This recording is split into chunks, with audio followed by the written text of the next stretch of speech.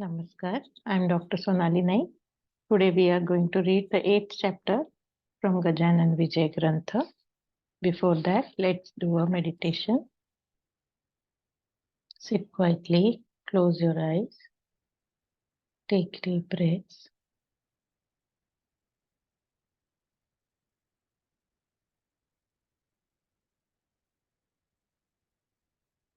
Focus your attention between your two eyebrows. See in your mind's eye. You are sitting at a very pleasant and a peaceful place. It is a seashore. You can hear the beautiful noise of the waves. A cool breeze is blowing.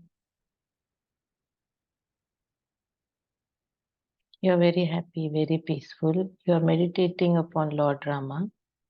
Lord Rama is standing in front of you. Seeing him, you are filled with happiness and peace.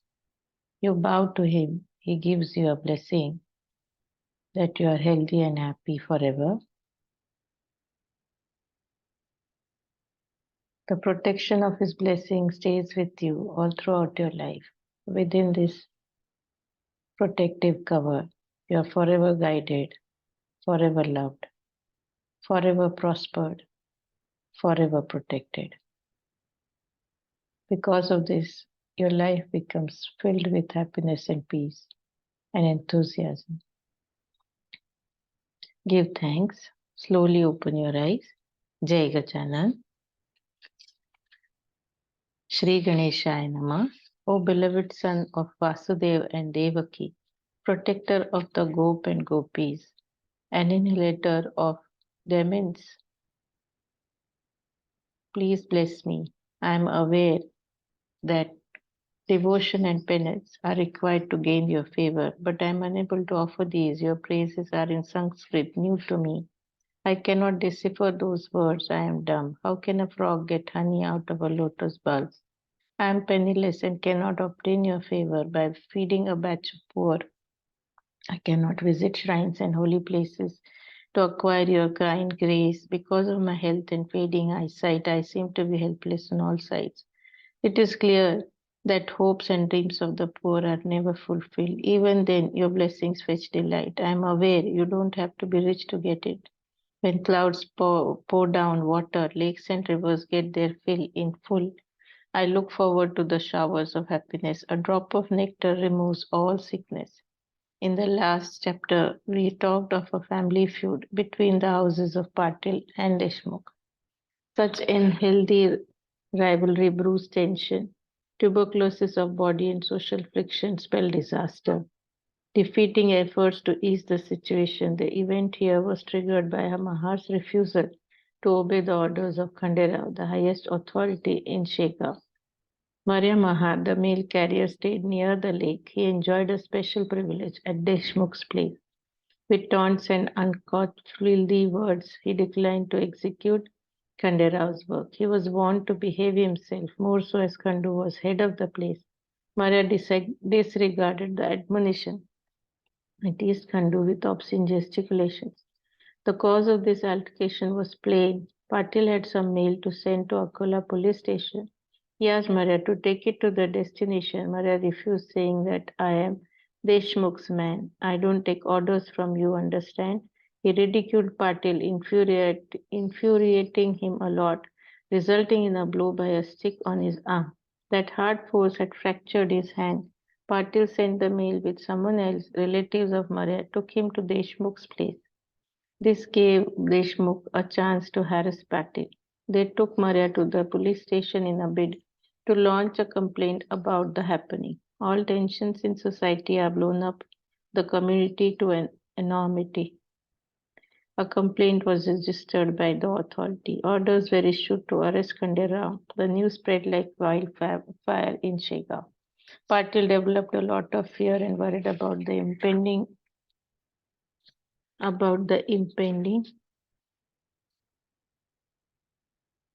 danger. He prayed to God Almighty to save him from the arrest and indignity. For a man of his status, humiliation is worse than death. His brothers too looked worried and helpless. Then it suddenly occurred to Kandu Patil that he better see the saint and seek his help. As no one else can save him from this mishap, his brothers went to Akola to seek legal advice. Khandu Patil went straight to the saint at night. He bowed down to Maharaj and told the story. I thrashed him as he refused to do government duty. Deshmukhs are using this event to put me in difficulty. They are trying to get me arrested. None else except you can help me at this stage. Maybe the police will take me tomorrow. I would like to kill myself before I go. I am a man of dignity and the insult of arrest is like death to me. I accept I was violent in that situation, but the whole thing is blown out of proportion. Please save me, O kind saint, from this contempt. In the episode of Jayadratha in Mahabharata, Arjun was ready to burn himself for dignity. God saved him and protected his honor. God also saved the respect and honor of Draupadi by providing her saris at the right hour. My self respect is being stripped here like Draupadi. Khandu's eyes were tearful when he begged for blessings. His brothers were worried over the arrest impending. Maharaj hugged Khandu Patil and said, a man of responsibility has to face such a fate and has to be ready for it. Such things happen due to selfishness and sinful thoughts. You and Deshmukh belong to the same caste, yet selfishness has torn you apart. The enmity between Kaurav and Pandav in the epic Mahabharata developed due to self-interest. Pandav were legally right, thus Almighty was on their side. Kaurav were defeated, so you don't have to be afraid. Deshmukh will ultimately fail. Eventually, Kandu was declared as not guilty. Blessings of saints cannot be deemed paltry. Patil brothers got close to the saint after this challenging occurrence. Who would not like to sip nectar, the heavenly life giving elixir? A few days later, Patils took the saint to stay in their family. At their place came some Telangi Brahmins, orthodox, learned, and well versed in Vedic prayers. In spite of this greed for money in their behavior, they had come with the hope of getting some here. Maharaj was sleeping when they came in. They started to sing the Vedic hymns. The intention was to awaken the saint and attract his attention towards them. The recitation involved a mistake which the Brahmins did not correct. Maharaj was upset. He got up and said, you are damaging the greatness of Vedic hymns. They are no tools of business. They have lessons to teach. Show some respect to your gear, which indicates that you are Vedic seers. Now I recite the words and repeat. Don't misguide innocent believers. Saying so, he repeated the chapter with not a single mistake in the text. The pronunciation was clear in all respect. It appeared as if sage Vasishtha himself was singing those powerful prayers to the ruler of all beings. The Brahmins felt ashamed and hung their faces. It was like holding a candle against the sun's radiant grace.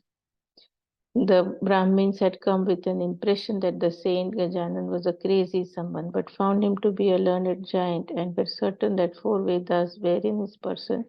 They thought of the saint as God incarnate. He must be Brahmin without attachment.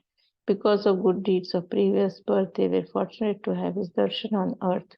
The saint told Khandu to give them a rupee each. They departed happily with this deed. Maharaj, like a true saint, disliked too much of attachment to life and people of the town and decided to shift on his own. He moved to a garden to the north of Shegaon under the cool dark shade of a neem tree. There was a temple of Lord Shiva in the garden of Krishnaji. The youngest brothers owned this one. The saint said to Krishnaji that he was there to stay in the vicinity of Lord Shiv Shankar. If this is a place he likes, it also is the place for me. Please get a tiny shed built here for me. Very soon it became a place of pilgrimage.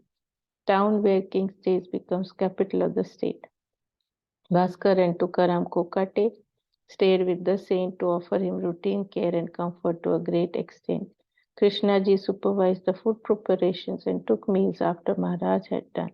About 20 ascetics once came to the garden. They had heard about Saint Sri Gajanan.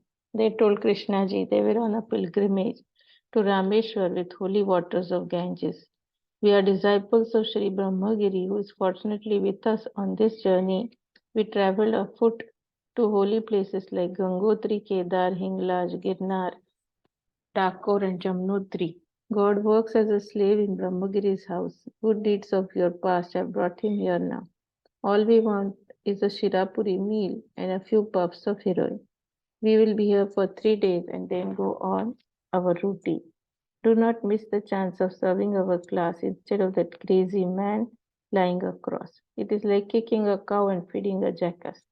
We are ascetics who have renounced the world. We are masters of Veda. Come listen to our words. We will make Shirapuri tomorrow, said Krishnaji. Let it be just bhakri and besan today as a proxy. There's no problem about ganja puffs as I see. It was noon time. The lunch was over by the well. They sat in the shade with people as evening fell. Facing Mahant Brahmagiri and Shegav Saint, Brahmagiri read the Gita and conveyed the gist of a hymn, saying that the soul is eternal and no device can split it. Brahmagiri was a fraud with no spiritual attainments, and the people were not impressed by his sermons. They could see that he was playing with the words. People got up and went to the darshan of their saint. We heard the philosophy, it was phony. We see the reality in you, they said. The ascetics who were now smoking ganja were irritated by this remark to a great extent. A spark from the pipe of the saint fell on his cot and slowly spread. Smoke started coming out of the bed. In a little while, the whole cot was in flames. Bhaskar requested the saint to leave the cot. He cautioned that it was a teak would make and would require water for putting out the blaze. Said the saint, don't get water to quench the fire. Let Brahmagiri come and sit with me here. Brahmagiri, you know Gita with its meaning. Now is the time for you to prove its sense. Prove that fire won't burn Brahma. You have given a discourse for the last hour. You shouldn't be scared of sitting with me here. Bhaskar, go and bring him here with a due respect and make him sit here to prove the aspect. Bhaskar was a well built man. With these orders, he caught hold of Brahmagiri to bring him there. The saint did not shift a bit from the fire. In Bhagavad, Prahlad, son of Kayadu, was made to stand on burning fire. The saint reenacted the same scene in Krishna Patil's garden here. When Bhaskar caught hold of Brahmagiri, he prayed to Bhaskar, don't take me to the burning cot. I fail to recognize the authority of the master. Bhaskar dragged Brahmagiri to Maharaj, who said, prove the statement which says fire doesn't burn it. Brahmagiri got scared and replied, I became an ascetic for good food and an easy life. I fruitlessly tried to learn Gita verse and called you crazy without any remorse. I regret the misdemeanor and beg to be excused. People from Shigaon begged of the saint to leave the burning cot for their sake.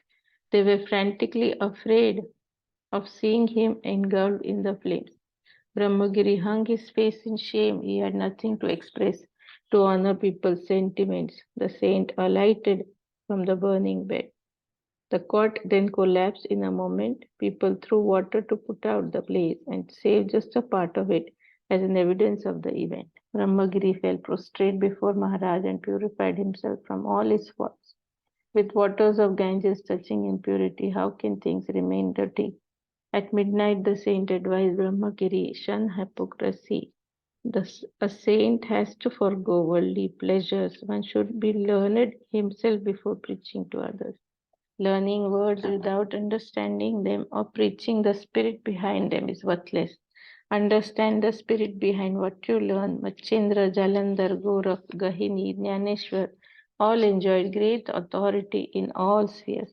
Sri Shankaracharya attained self-realization. Eknath, a family man, achieved salvation.